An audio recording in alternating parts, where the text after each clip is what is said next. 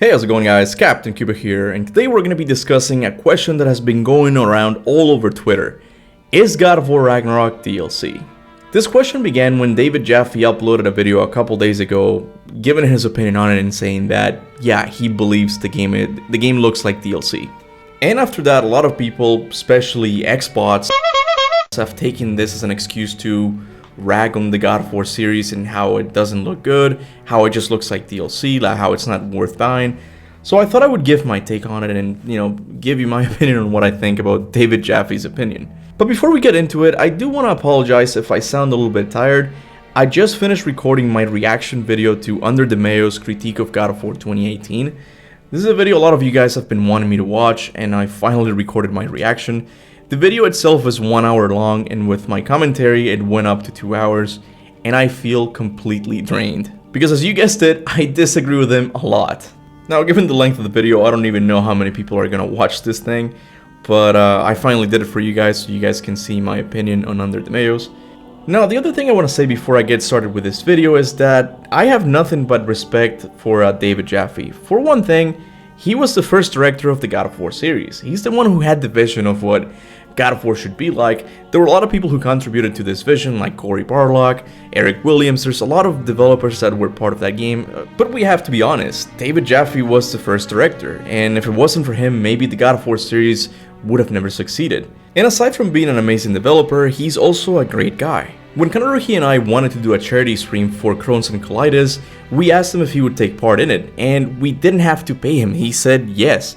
And not even that, he also, motivated people to donate more by giving I forget what it was, but like the notes of God of War 1. He's a super cool guy. So honestly, just go and subscribe to him because his videos are super funny and he's also a great guy. But his opinions on games sometimes are a little bit out there, especially now when it comes to God of War Ragnarok.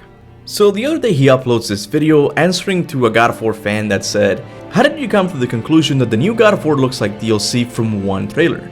You don't know what the whole game has to offer yet. I can say the same thing about God of War 2 when they first showed it and I would have been completely wrong." David Jaffe then goes on to reply to the fan, and he replies with this. I'm gonna play the whole clip and then we can talk about it. But the point is, though, I don't think you're right. If you go back and look at the God of War 2 trailer, and I believe this is the first one that was, it was the E3 reveal trailer. I'm not going to play the whole thing, but I'll scrub through it. Did you get the idea that it was more of God of War that you loved? Absolutely. You sure as fuck did. The grapple and the chains, and he was the big set pieces and going hand over hand, all that was in there, okay? But what was also in here why is this so, there we go. You had the flying stuff with Pegasus, which we had never done before, which at the time was like, holy shit, that was the big moment that we were busting our asses for, or the team was busting their asses for. I was in San Diego to get ready for E3. You had grappling, which we had never done before, sort of like swinging, and sort of building that into various puzzles. That was in there. You had more proof of even bigger wow moments of not context sensitive, but big opening vista shots like the Colossus of Rhodes, or you saw, I forget what they're called, but the horses back there at the very beginning. So David Jaffe replies to the God of War fan with 3 examples to show him how God of War 2 was different from God of War 1. He mentioned the Pegasus, the new grapples, and the big camera pullouts. But if we're being honest, the God of War 2 trailer didn't look that different from God of War 1. And the 3 examples he gave didn't really stand out as much as he think they did. The Pegasus section in the final game was impressive, but in the trailer you don't really get that sense of an improvement. It just seems like another quick time event against an enemy.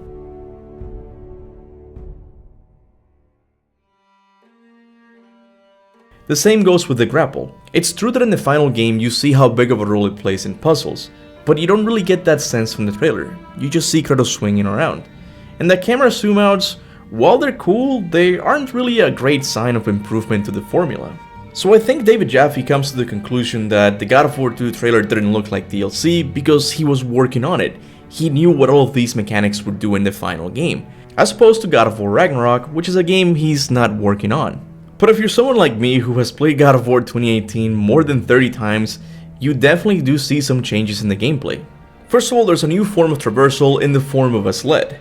At first, this might not seem like a big deal, but the truth is, we haven't seen of this sled enough to know what it can do. Maybe it's not just to get around, maybe you'll be able to throw your axe or attack other enemies as you ride the sled. We don't really know yet.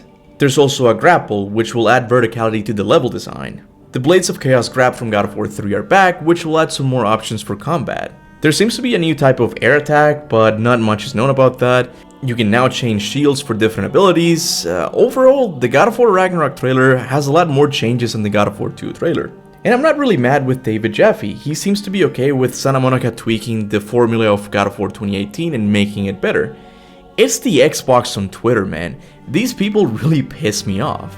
Like, there's this guy with the Twitter handle Gandalf Gaming that posted this video of the Kratos getting in the boat animation compared side by side, and they look the same, and he's like, look, it's just DLC. Like, this is such a stupid take, man. Like, you can tell that this person has never made a game in their life. Like, why wouldn't the company reuse some of the same assets? Does he expect Kratos to do a cartwheel into the boat? Like, it's ridiculous and stupid things like this. Then there's other people that wanted big changes. They wanted double jump, they wanted it to be open world, like they wanted these huge changes that everybody knew they weren't gonna happen. Again, Santa Monica is only gonna tweak the formula until it gets stale. Think about the old games in the series. Do these people not realize that Sony released 5 God of War games in 5 years?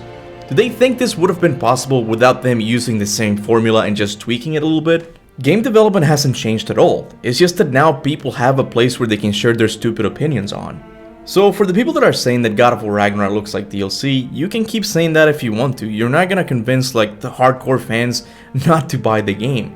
The combat system's gonna be tweaked. There's gonna be a lot more boss battles. There's gonna be new realms to visit. How does this game sound like DLC to you? If God of War Ragnarok is DLC, then Forza has a lot of explaining to do. Anyway, I'm not gonna waste much time on this topic. It's a really stupid opinion, in my opinion. But yeah, I'm still excited for God of War Ragnarok. These idiots are not gonna convince me otherwise. Anyway, thank you guys so much for watching. As always, I want to give a big thanks to all of my members for supporting the channel monthly. You guys are awesome. I would also like to thank everyone who likes and shares my videos. I really couldn't do this without your support. And with that said, thanks for watching. And remember, go forth in the name of Ragnarok.